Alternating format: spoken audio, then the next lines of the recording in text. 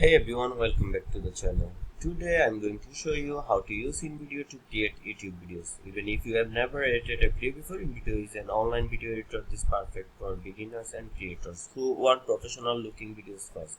Let's jump right in. First, go to invideo.io on your browser. If you don't have an account yet, sign up for free. If you already have one, just log in. Once you are in, you will see a few options. You can choose 100 of pre-made templates by clicking templates. Uh,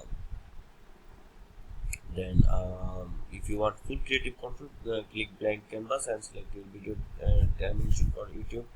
Go with 16.9. Select a topic, then generate this video. You can upload your own media like video clips, voiceover, and images. Use the text tab to add titles, caption, or callouts. You can customize fonts, colors, and animations easily. Drag and drop everything into the timeline at the bottom. You can also search and stock videos, music, and sound effects directly from the Invideo library, a big time saver. Now from here, select audience.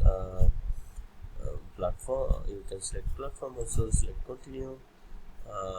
Now you have to buy their plan, so proceed to custom media. It's free. You can select continue.